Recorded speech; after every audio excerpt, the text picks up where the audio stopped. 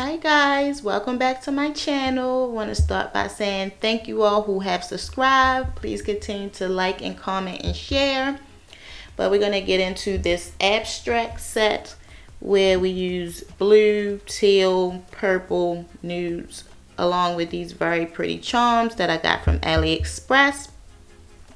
But we're just going to start out with my prep, which is my same prep routine for every set. I use a metal cuticle pusher, push the cuticles back around the sides, down along the sides, push back, remove any product that's up under there, also loosening the skin.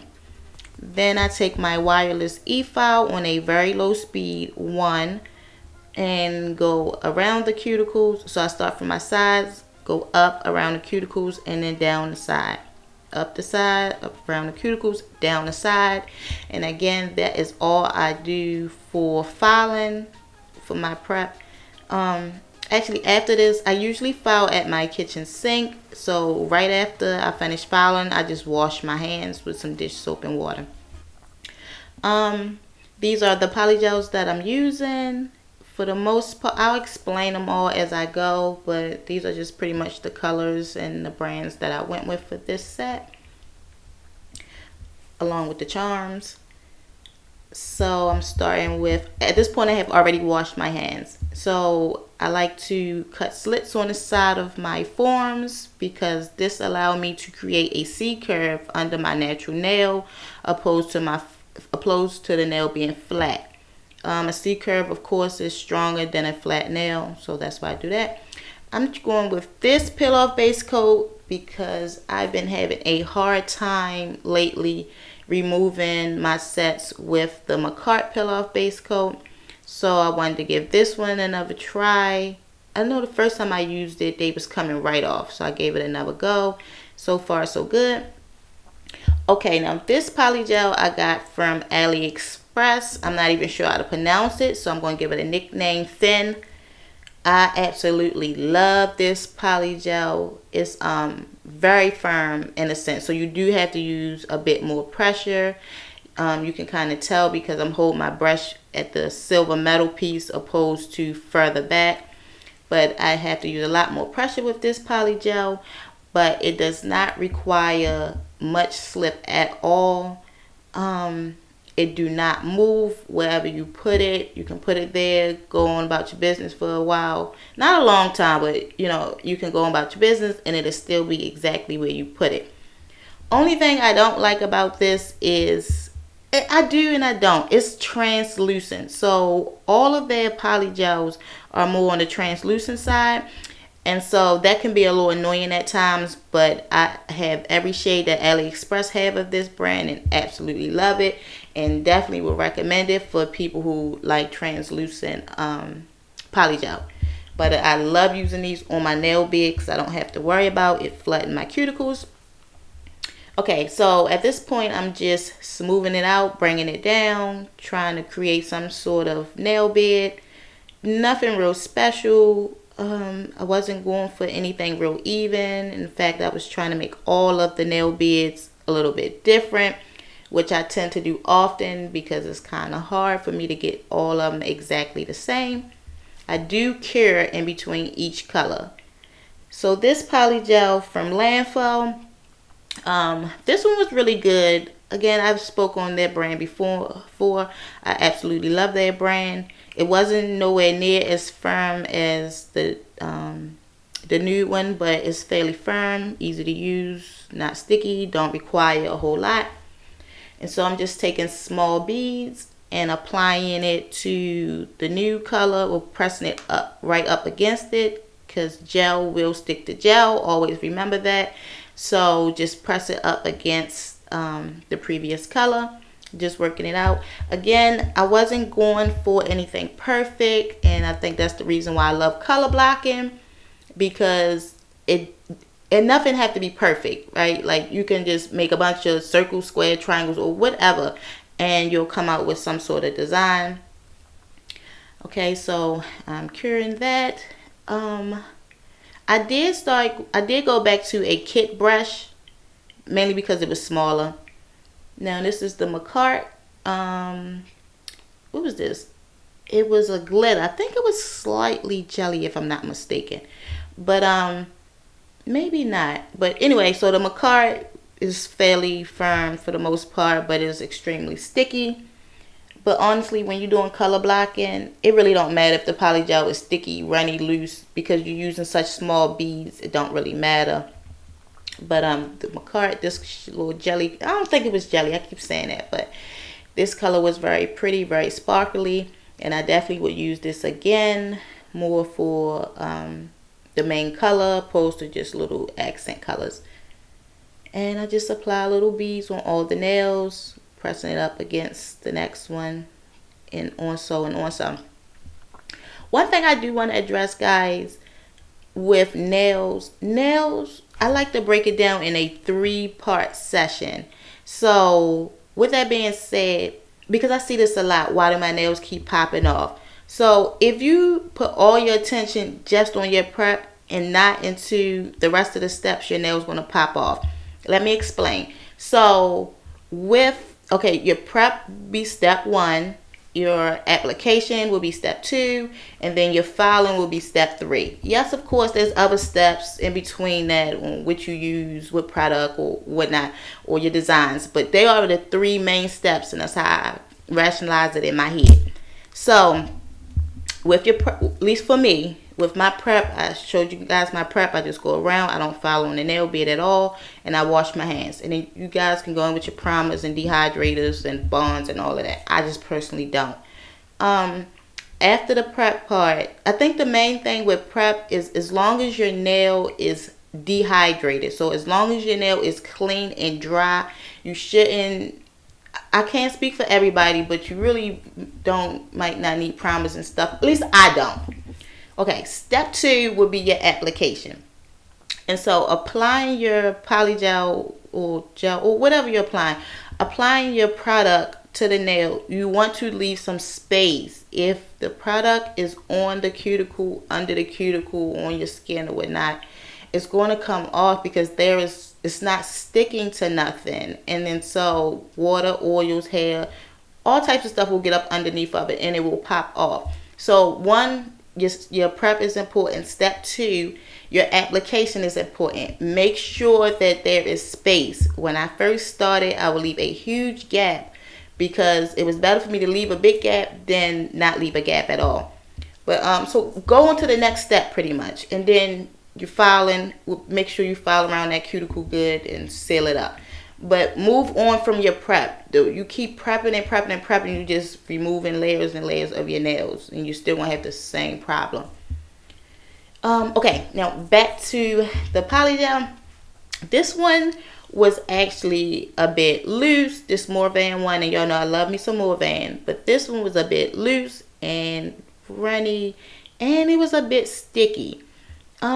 Honestly, I kind of expect that because a lot of like the pale colors or the pastel colors, the white based ones, they tend to be a little more on the runnier side, a little more difficult to cure, or it may feel like wet baking soda. That's how I process it. But yeah, so even though I still love Morvan and I would still use that color. It's just sometimes some colors in a kit is a little different than some of the other colors. So just keep that in mind when you find polygel. Alright, so again, just adding a bunch of beads. No plan in mind. No reference photo, anything like that. Just putting it on there, connecting it to the previous color, and curing in between. Now this landfill one I did not like. This also was a bit more loose and sticky. And I probably would not use this shade for like a solid nail or the main color. It would just only be like an accent color. It was just too much work to work with. And honestly, by the time I got to the second nail, that one already started moving out of place. I had to go back and fix it. So I didn't like that one. But the other color in the kit was fine. But now I'm just using it, filling in little spots. Not a whole lot to it. Guys, if there's anything in particular that you would like to see or you would like me to address, please leave it in the comments, or most of you guys are from my Facebook group, leave me a message or a post or something so I can kind of get an idea of what it is that you want to see. This Polygel, I believe this one was Peace. This one came from AliExpress. It's pretty much just your typical Polygel, nothing real special. It does the job. It's pretty much the same exact color and texture. Honestly, it's like that same purple that you get in every kit that offer a purple color. So nothing really special. I got them because the bottles was really pretty. But yeah, just spreading it, moving it, trying to put it in there, make some little sort of design. And I did that to all of the nails. You guys know my pinky is a little hard to do at times, so I was able to get some footage of it. But that is that. This glitter from Morvan was pretty sparkly. I didn't have a problem with it. And I know I used this one before at least once, but I believe I used it twice. I absolutely love this color. It's very pretty by itself or combined with other colors. So if anybody want to know or want to link to any specific color or kit, just leave it in the comments and I'll give you the links for it. But for the most part, I have a lot of Polygel, so I try to use all of them. And I typically don't use multiple colors from the same kit. But if you guys want a certain color or a link or which kit I got it from, just let me know. I can give you guys that. But that was that. Now we're going in with the Landfall color. Again, I love this one. So, okay, I just squeezed out a huge glob. I personally, and then I went back to my size 12 brush. Or 14, one of the two. But I like to do the one bead method. It's easier for me. I just squeeze a big glob and then kind of push it and pull it to where it needs to go. I hate to have to go back and add Polygel. Even though you can add Polygel if it's cured, I just don't like to. But yeah, so we're just going to smooth it, pull it back up towards the cuticle area, across the sides. Then we want to kind of smooth it out some, get rid of some of those ridges that I made from the pulling. Patting my cuticle down, wanted to be thin and tight. So I use my pinky to balance at the end of the form and then kind of push it down at like a little slight angle to get it down in there, but not under or on the cuticle. It's not a whole lot to that either. I do try to, when I do a simple solid color nail, I do try to get my application as perfect as possible. So I do a lot of patting and pulling. In this case here, so I did have to go back and add more. You guys will see that in a second. But for me, when I add the Polygel, if it gets to the point that I have to drag it or force it down, then I know I need to add more. So maybe that is something that will help you guys when you need to know if you need to add more or not. If I don't add more, so if I continue to just pull it down and drag it, by the time I take that form off, I'm going to have a dip or a low spot, and I'm going to have to go back and add more anyway. So again, I prefer to just go ahead and do it all while it's wet. But just going ahead and smooth that nail out, fix that shape. That way I didn't have a lot of filing to do with that nail. Opening up my form some, because this nail have a natural C curve and the rest of them are flat. Always check my cuticles before I go into the light. No matter how stiff the Polygel is, I like to check. Okay, so can you see that? That there, my whole side of the nail was not covered. And so I'm just moving it over some to make sure it's covered. If you leave that open like that, you are bound to get splitting where your free edge end, or it will just pop off. But you're definitely going to get some cracking and splitting there. So make sure it is covered. Now I'm going in with my 2-time coarse bit, the orange one. This is the bit I also use for removing Polygel if I don't use my peel-off base coat. I absolutely love it. It removes big chunks of the Polygel in a sense. It removes it fairly quickly. So that is that bit. I love it. I like the ceramic one in this one. I did have a carbide one, but I prefer the ceramic in this 2-time bit, this 2-time course. Okay, so now I'm going in with a red fine bit. Also got this from AliExpress. I like this because the bit is pushed all the way down into the E-file, and I still have enough space. And so I love these bits from AliExpress. But the fine bit is just smoothing out all the dips and ridges that the orange bit created. And also, I didn't use the orange one on the blue nail. I just only used the red one. And this is kind of just smoothing it down, smoothing it out. And I just do that on all of the nails. Just cleaning up the shape a little bit. And then so I go in with, on a low speed, so at 2, a extra fine 5-in-1 bit. This bit here I love for cuticle work. It don't really cut. I mean, any bit will cut if you leave it on there too long, but it don't really cut. It gets in there good, and it removes just the right amount of product without too much work. And then I go in with a hand file to pretty much smooth everything out, make sure that everything is chalky. Just, kind of smooth it, give it that pretty little nail look. You have to go in with a hand file to just smooth it all out, make it look nice and pretty. And I'll do that on all the nails by going around the cuticle area, down the sides, and then up and down the whole nail. I believe this was a 180 hand file. Okay, so this is how I file my tips. I just hold it, the nail and the hand file.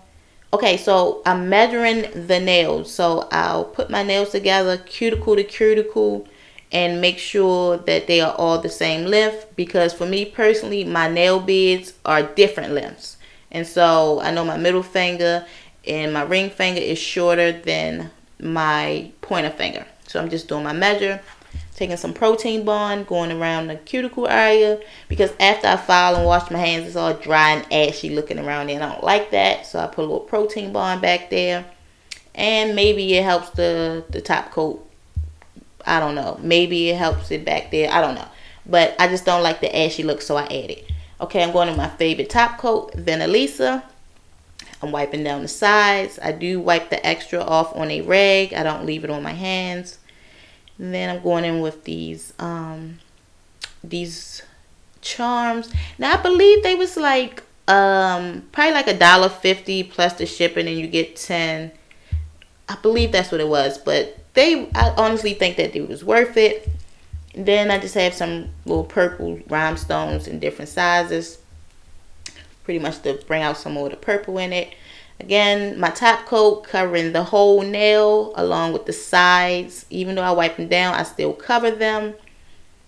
And so we're going to go in with the charms again. When I do my bling, I tend to start out with the biggest charm or rhinestone or whatever it is that I'm using. I start out with the biggest and then go down. So put the big ones on, then do the medium ones, and then go into the small ones. That's been working for me for the past year. And so maybe if you're struggling with your bling, you can just try starting with your big ones and then work down. But here's the final set. I want to thank you guys for watching. Again, please subscribe, like, and share. And see you guys in the next one. Hope you enjoyed the video.